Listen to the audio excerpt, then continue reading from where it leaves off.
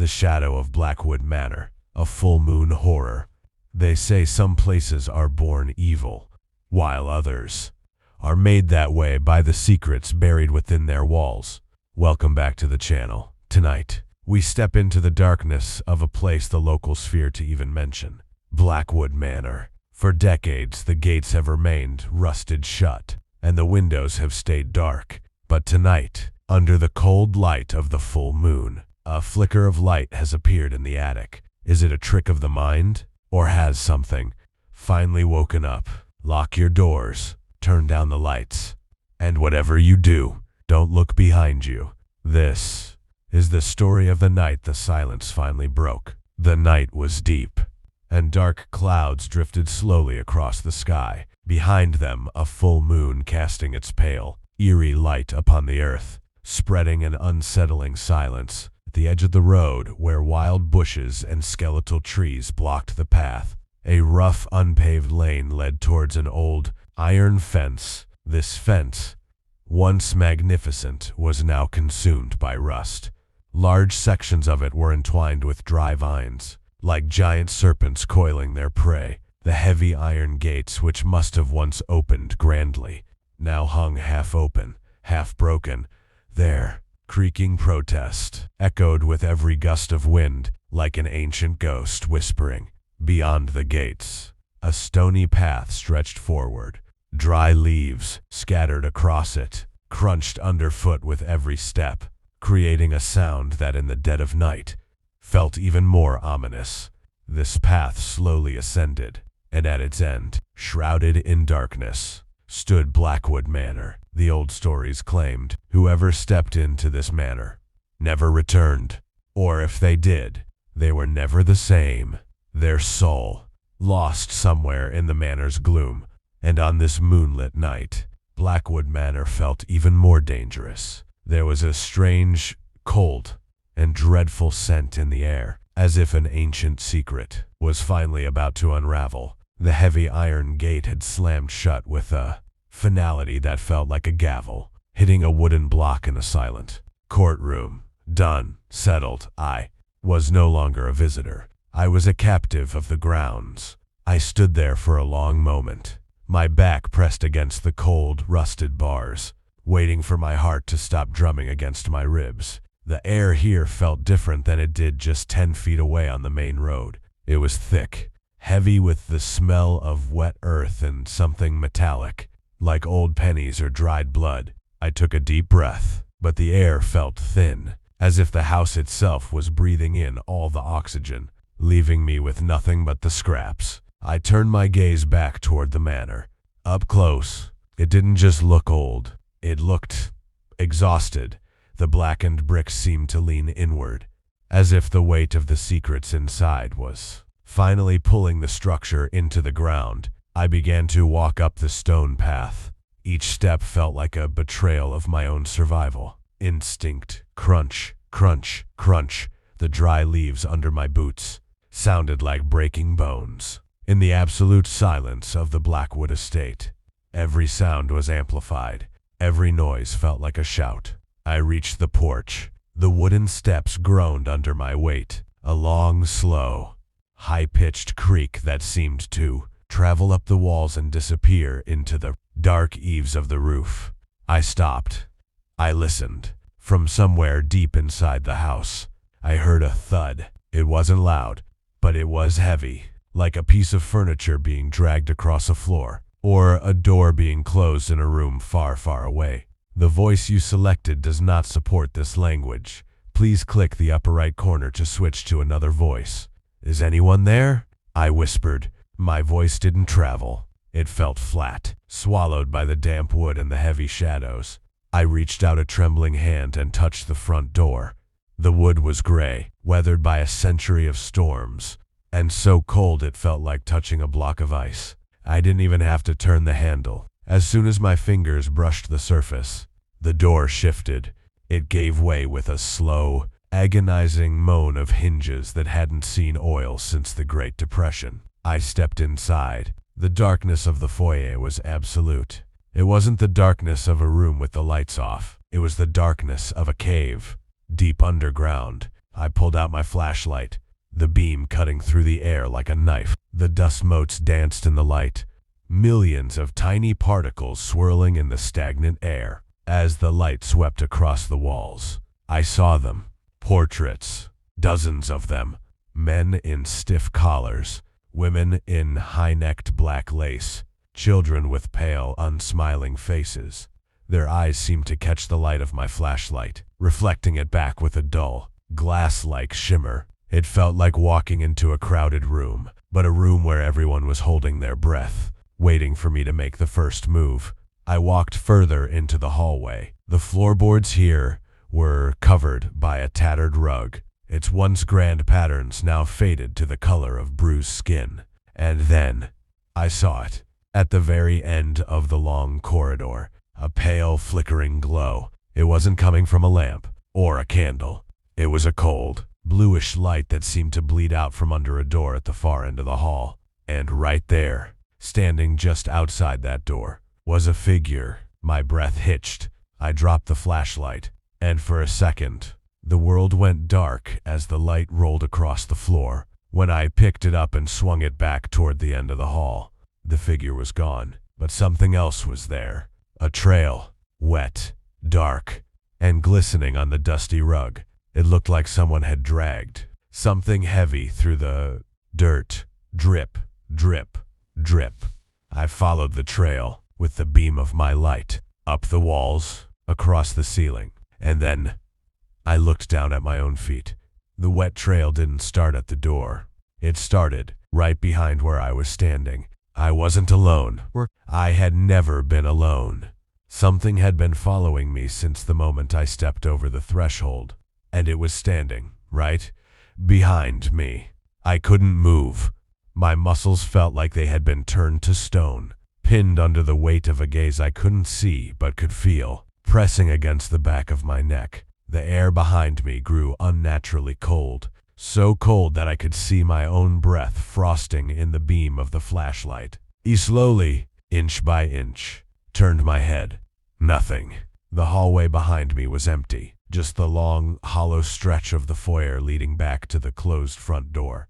But the wet trail on the floor was still there, glistening like fresh oil. It didn't make sense. My mind was screaming at me to run, to burst through that front door and never look back. But as I stepped toward the exit, the floor beneath me seemed to tilt. The hallway, it was stretching. The door that was just 10 feet away now looked like it was a mile down a dark tunnel. Every time I took a step toward it, the walls seemed to grow longer, the shadows deeper. I was being pulled, not by hands, but by the house itself, deeper into its throat. I turned back around, facing the flickering blue light at the end of the corridor. That's when I saw it again, but this time, it wasn't a shadow, standing against the peeling wallpaper, bathed in a sickly pale light. Was the figure from the window? It was taller than a man, but its body was thin, skeletal. It wasn't wearing clothes. It was wrapped, cocooned, in layers of ancient rotted burlap and gray, stringy fibers that looked like giant spider webs. The Weaver, that was the name that popped into my head. Its head was tilted at an impossible angle, resting almost on its shoulder, where the eyes should have been. There were only two jagged, bottomless pits of blackness. No eyelids, no pupils, just a void that seemed to suck the very light out of the room. It didn't breathe. It didn't move. It just existed, in a state of horrific stillness. The smell hit me then. It wasn't just rot. It was the smell of a grave that had been opened after 100 years. A scent of dry earth, old hair, and something sweet, like decaying lilies. What? What do you want? My voice cracked, sounding small and pathetic in the vast silence of Blackwood Manor. The Weaver's fingers, long, yellowed, and tipped with cracked, blackened nails, began to twitch. It started to peel itself away from the wall. The sound was like wet paper being torn, a slow, sticky, ripping noise that made my skin crawl. It took a step forward, thud. The sound wasn't a footstep. It was the sound of dead weight hitting the floor. It began to move toward me, not walking, but gliding with a jerky, unnatural rhythm, like a puppet being pulled by invisible, shaky strings. With every movement, the gray fibers hanging from its body swayed, leaving behind bits of dust and rot on the floor. I backed a ways, my heart hammering so hard it felt like it was going to burst through my chest. My flashlight beam was shaking so violently I could barely keep it on the creature. "Stay back," I shouted, but the words felt hollow. The creature stopped. It opened its mouth, or rather, a jagged tear opened in the lower half of its face. There were no teeth, no tongue, just more of that endless, suffocating blackness. And then, a sound came out. It wasn't a scream. It was a chorus of whispers. Thousands of voices all speaking at once, muffled, as if they were trapped behind a thick wall. It was the sound of everyone who had ever entered Blackwood Manor. Everyone who had been woven into its history. "Stay with us," the whispers hissed. I turned and bolted. I didn't care about the stretching hallway anymore. I ran toward the nearest door on my right, threw it open, and dived inside, slamming the door behind me and throwing the bolt. I leaned against the door, gasping for air, my lungs burning. I was in a small, windowless study.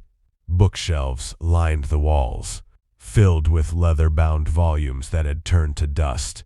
But as I panned my flashlight around the room, I realized I hadn't found safety. On the desk in the center of the room was a single open journal. The ink looked fresh, as if it had been written just seconds ago. I walked over, the wood floor creaking under my feet, and read the last line written on the page. "He is in the study now. He thinks the door is locked. He doesn't realize the weaver doesn't need doors." A cold, thin finger touched my shoulder. The touch on my shoulder was light, almost like a feather, but it felt like a branding iron of pure ice.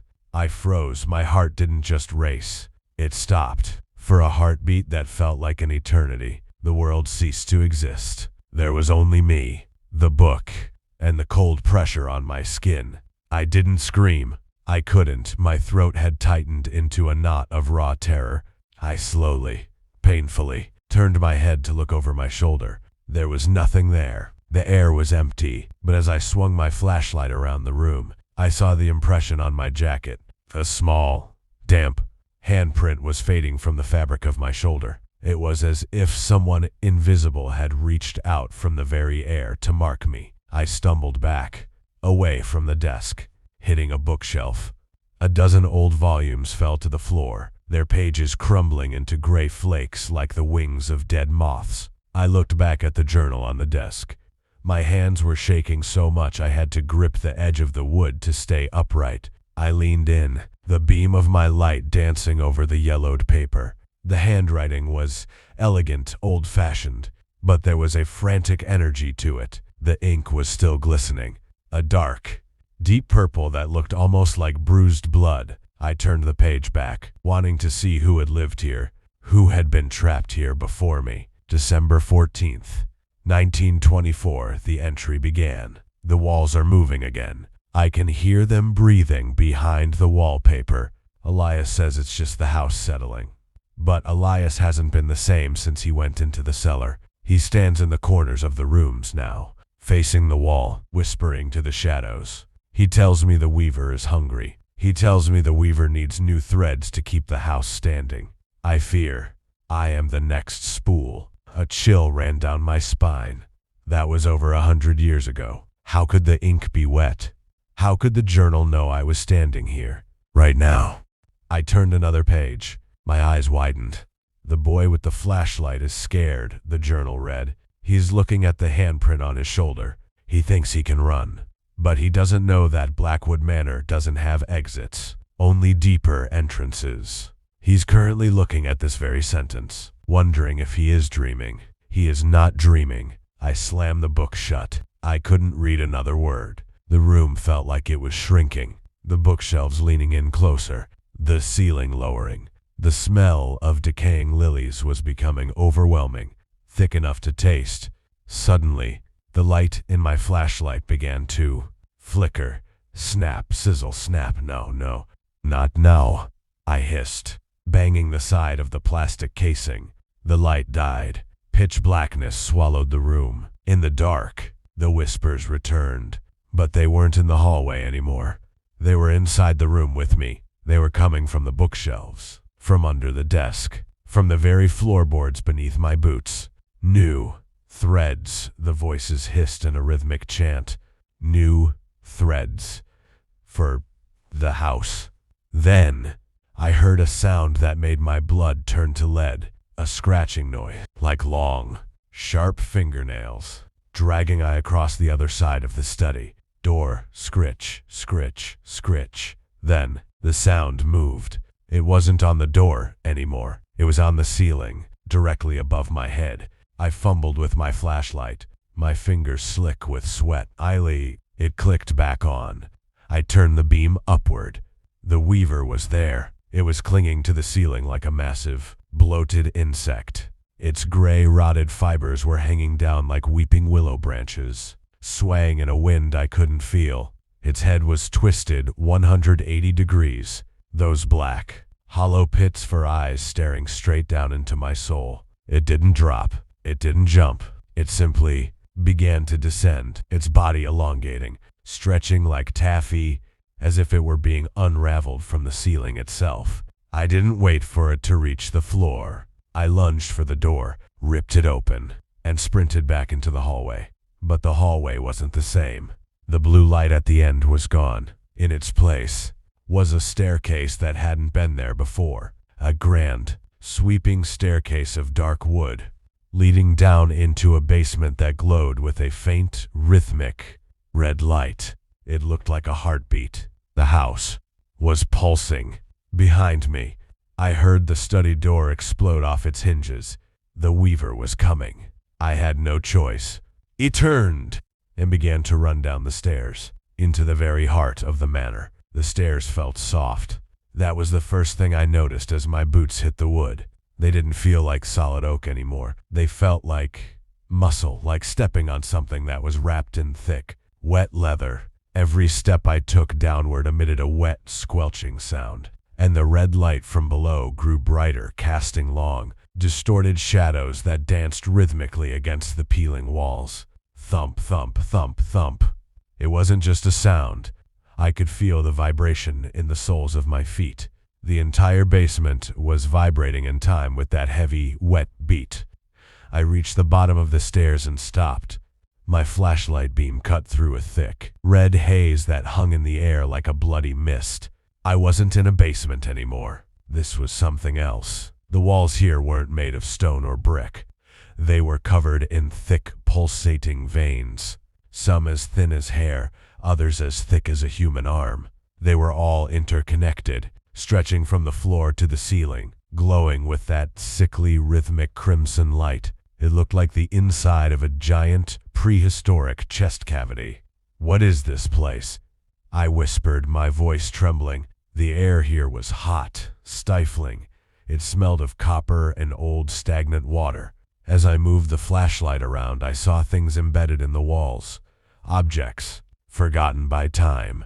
A rusted bicycle wheel, a child's leather shoe, a wedding ring glinting under a layer of translucent slime, and then I saw the faces, dozens of them, half absorbed into the fleshy walls. Their eyes were closed, their features stretched and distorted as if they were being slowly pulled into the structure of the house itself. These were the threads the journal had mentioned, the people who had vanished over the last century. They hadn't just died, they had been integrated. They were part of the plumbing, part of the foundation. "Help us." The whisper didn't come from the air. It came from the wall right next to my ear. I jumped back, tripping over a thick, pulsating root that ran across the floor. I fell hard, my flashlight spinning away, its beam illuminating a corner of the room I hadn't seen yet. There, in the center of the basement, stood a massive pillar of gray, rotted fibers. It looked like a giant spool, and standing next to it was the weaver. It wasn't moving toward me this time. It was working. Its long, skeletal fingers were moving with lightning speed, grabbing the red veins from the walls and weaving them into the gray pillar. It was sewing. It was mending the house. I watched, horrified, as it reached into the wall and pulled out a shimmering, translucent string of light. A soul. The weaver began to twist the light into a new thread, its hollow eye sockets fixed on its grisly task. Suddenly, the weaver stopped. Its head snapped toward me, the jagged tear of its mouth stretching wide. The rhythmic thumping of the house suddenly sped up.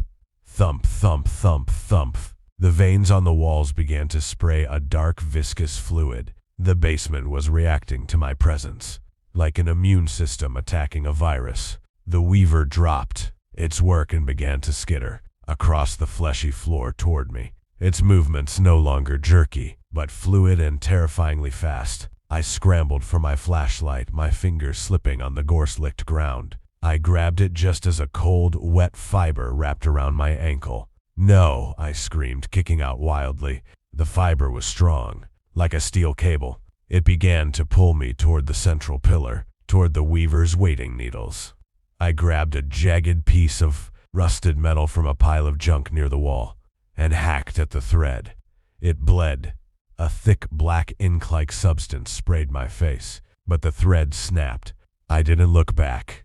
I lunged for a small, dark crawl space on the far side of the basement, a narrow tunnel that looked like an old coal chute. I squeezed my body inside, the hot, wet walls of the tunnel pressing against me from all sides. Behind me, I could hear the weaver's nails scratching against the metal opening, and the rhythmic beating of the heart, growing louder and louder, as if the house was screaming in rage. The tunnel was narrow, far too narrow. It felt like being swallowed alive. The walls of the coal chute weren't made of metal anymore. They were lined with that same damp, pulsating membrane I had seen in the basement. Every time the house's heart beat, the tunnel walls would expand and then contract, squeezing the air out of my lungs. Thump, thump. The walls pressed against my ribs. Thump, thump. The ceiling pushed my face into the grime. I crawled in my stomach, dragging myself forward with my elbows. My flashlight was held between my teeth, the beam jerking wildly, illuminating nothing but raw, red tissue and thick, black sludge. I could hear the weaver behind me. It wasn't scratching at the entrance anymore. It was inside. I could hear the wet, slide-in sound of its rotted burlap body dragging through the tunnel. It didn't need to squeeze. It was part of this place. It was moving through the veins of the manor like a parasite moving through an artery. "I have to get out. I have to get out," I sobbed, the words muffled by the flashlight in my mouth. The tunnel began to slope upward, becoming steeper and slicker. I reached out, trying to find a handhold, but my fingers sank into the walls. It felt like putting my hand into a bowl of warm, wet sponges. Suddenly, my hand hit something solid, something hard. I shone the light on it. It was a face, another one, but this one wasn't old. It was a young woman, her eyes wide open, staring at me with the look of eternal, frozen terror. She wasn't dead, not exactly. Her mouth was open in a silent scream, and I could see the red veins of the house growing into her throat, feeding on her breath. I recoiled, pushing myself back, but I hit something cold, the weaver's hand. Its long, yellowed fingers wrapped around my boot. I felt the needle-sharp nails sink through the leather and into my skin. I screamed, a raw, ragged sound that was swallowed by the fleshy walls. The creature didn't pull me back yet.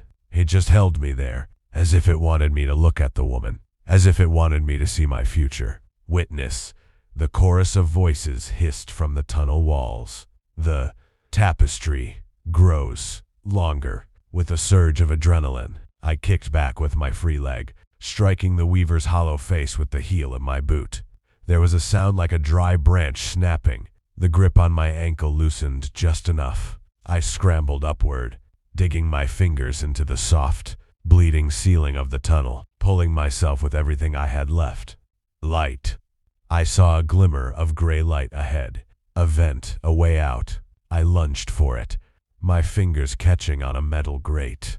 I pushed with my shoulders, my muscles screaming in protest. The grate popped off, and I tumbled forward, falling out of the wall and onto a hard, cold floor. I lay there for a second, gasping for air, the taste of copper and rot still thick in my mouth.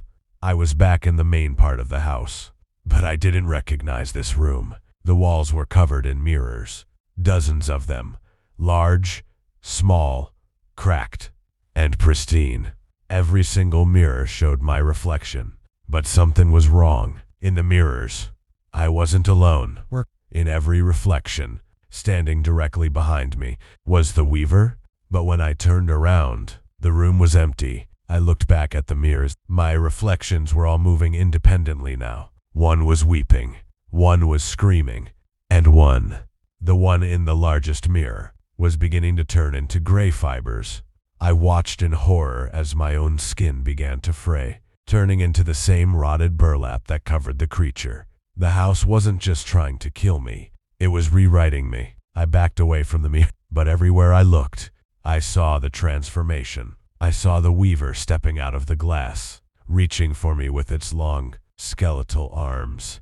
"This isn't real," I shrieked, closing my eyes. "It's a trick. It's all a trick." But when I opened my eyes, the mirrors were gone, and I was standing in the middle of a room I knew all too well.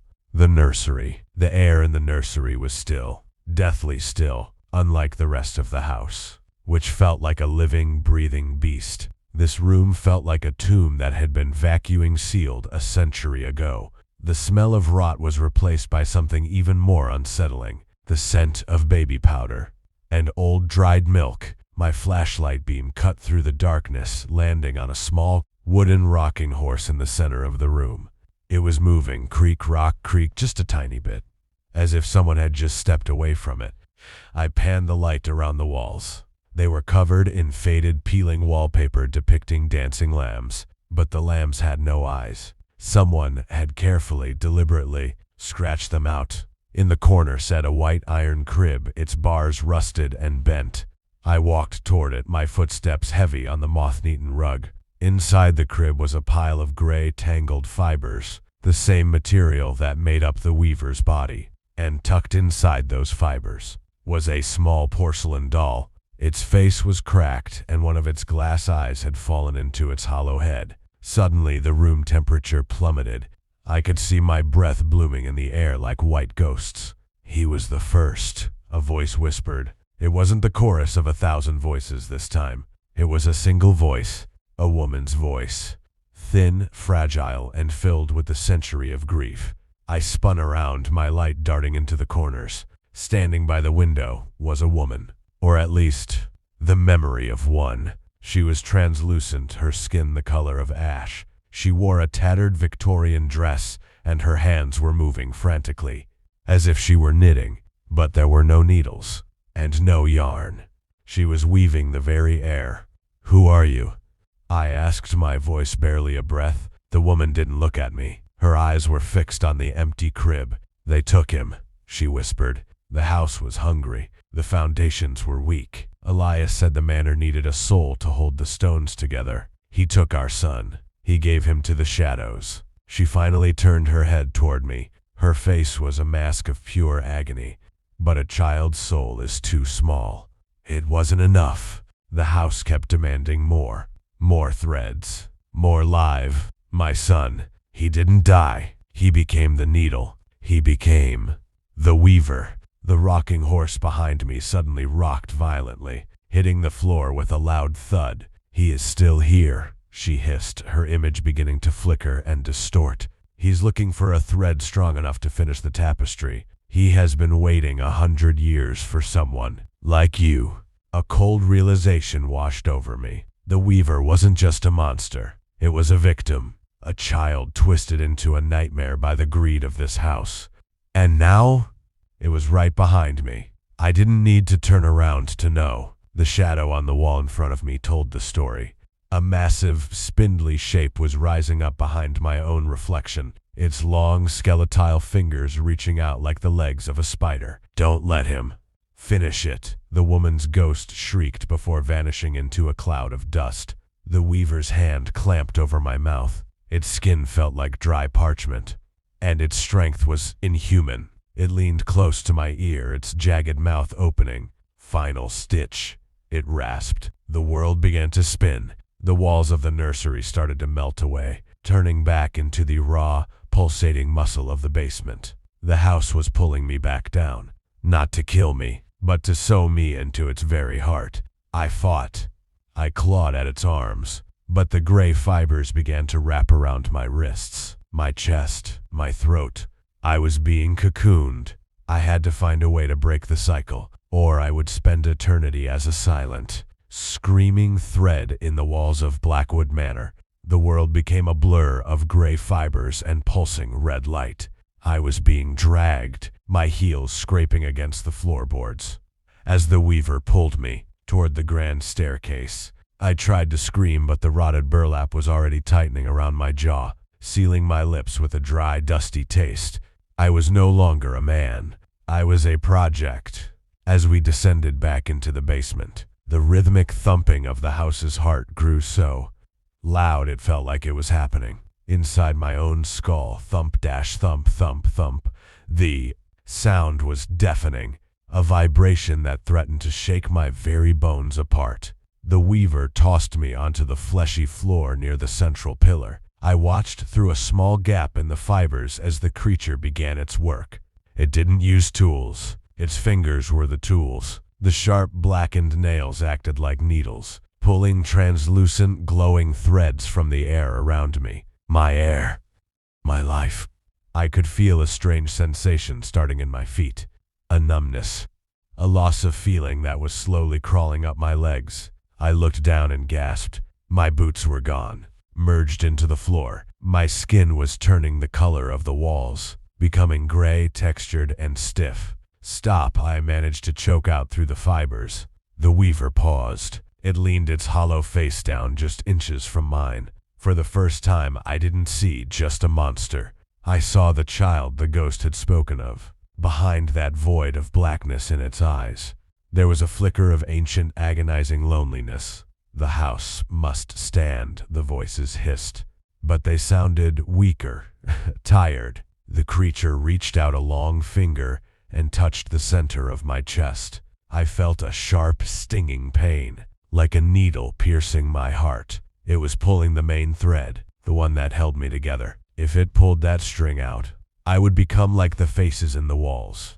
A silent echo, a piece of the foundation. I looked around frantically for anything to stop the process. My flashlight lay a few feet away, its beam dying, flickering one last time. Next to it, I saw the rusted piece of metal I'd used earlier, but it was too far. Then, I remembered the journal. The weaver doesn't need doors, it had said, but the journal had been written in wet ink. If the house was alive, if it was being written as I lived it, then maybe I could change the script. I reached into my pocket with my one free hand. My fingers brushed against a small silver lighter I always carried. A simple tool, fire. The weaver's fibers were dry, rotted burlap and ancient dust. They were the perfect fuel. I flicked the lighter. The small orange flame looked tiny in the massive red-lit basement, but the weaver shied away from it, a hiss of pure terror escaping its jagged mouth. The house's heart skipped a beat. Thump, pause, thump. The manor was afraid of the flame. You want a new thread? I growled, my voice returning as the fear turned into rage. Let's see how you like the smell of smoke. I reached out and touched the flame to the thick pillar of gray fibers, the heart of the weaver's work. At first it just smoldered, a thin ribbon of black smoke rising into the air. But then it caught. A bright orange line of fire raced up the pillar. The weaver let out a sound I will never forget. A high-pitched, glass-shattering shriek that came from 1,000 throats at once. The basement exploded into chaos. The veins on the walls began to thrash. The floor buckled and groaned, and the red light turned into a violent, angry purple. The house was screaming. I felt the fibers around my wrists loosen as the weaver turned to save its masterpiece. This was my only chance. I crawled away from the heat, my skin peeling away from the floor with a sound like wet Velcro. But I wasn't out yet. The fire was spreading fast, and the house began to collapse in on itself to smother the flame. The exit was closing. The basement was no longer a room. It was a furnace of screaming shadows. The fire I had started didn't just burn, it devoured. The dry, rotted fibers of the weaver's masterpiece acted like a fuse, carrying the orange flames upward, deep into the wooden veins of the house. The sound was unbearable. It wasn't the crackling of wood. It was the sound of the house's heart, bursting, thump, crack, thump, creech.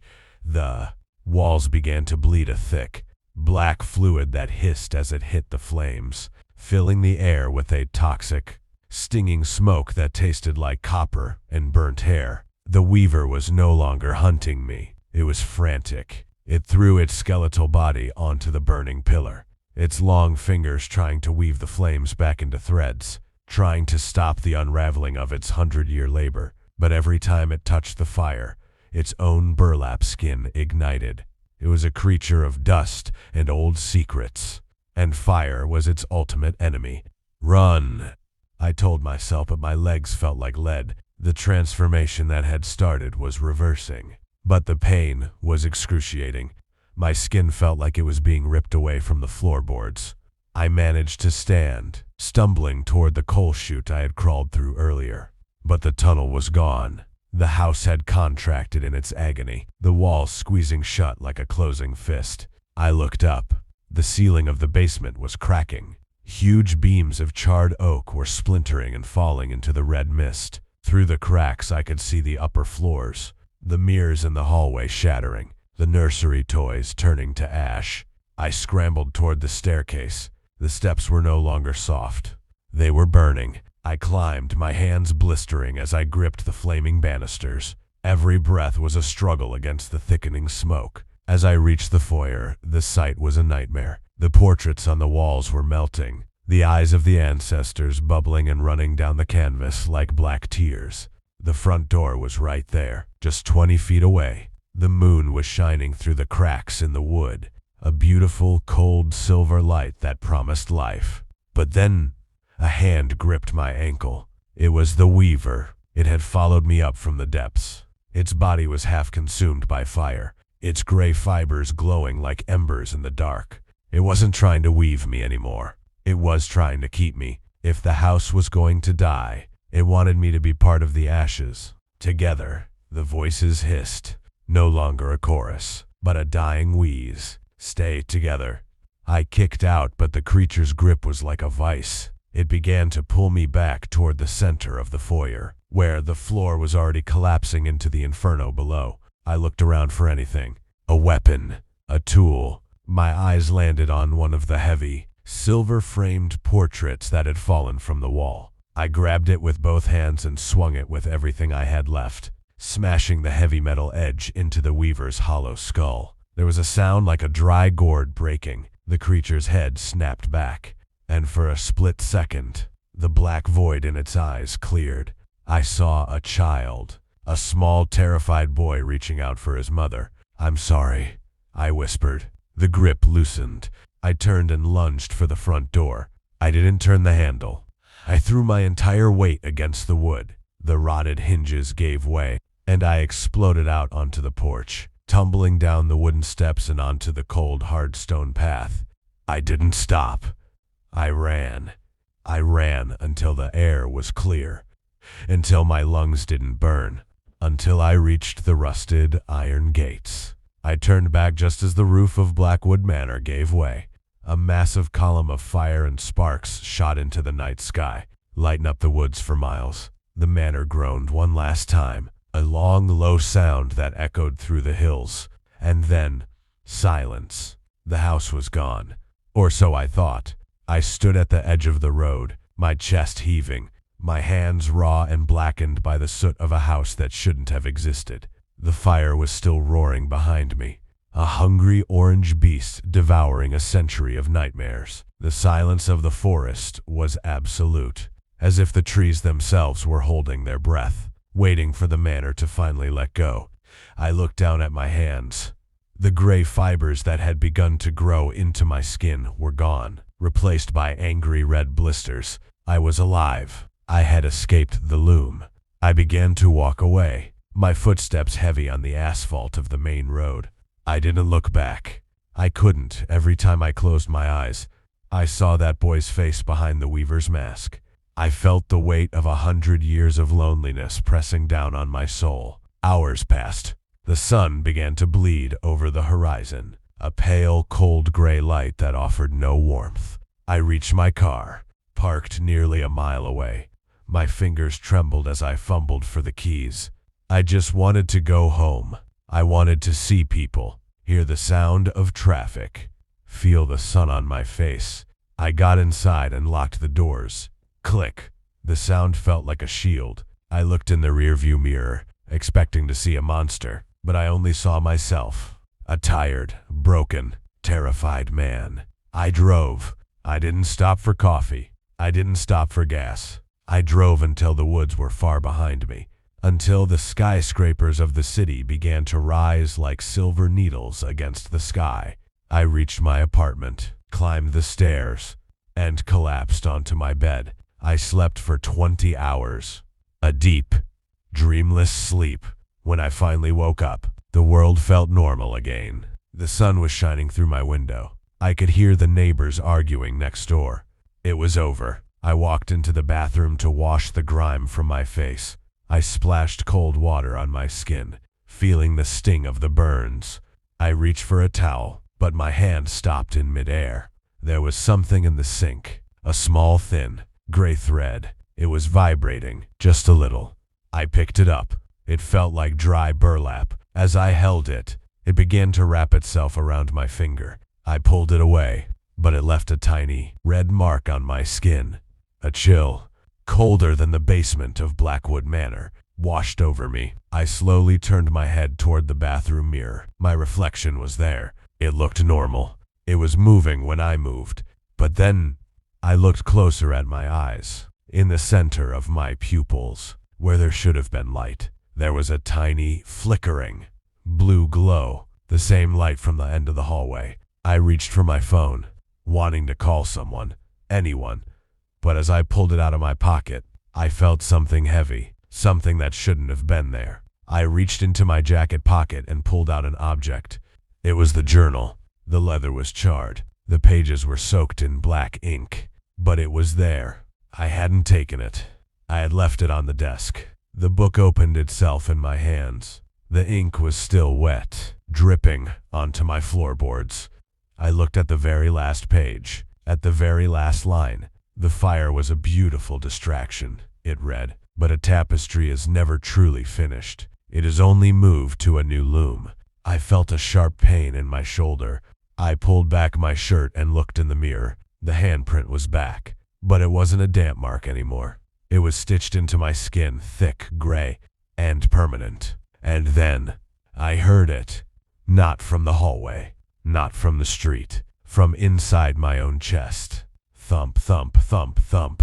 The house hadn't burned down. It had just changed its address. I looked back at the mirror, but I didn't see my face anymore. I saw a window, and behind that window, under a cold, full moon, a figure was standing, waiting for the next thread to walk through the door. The story was just beginning.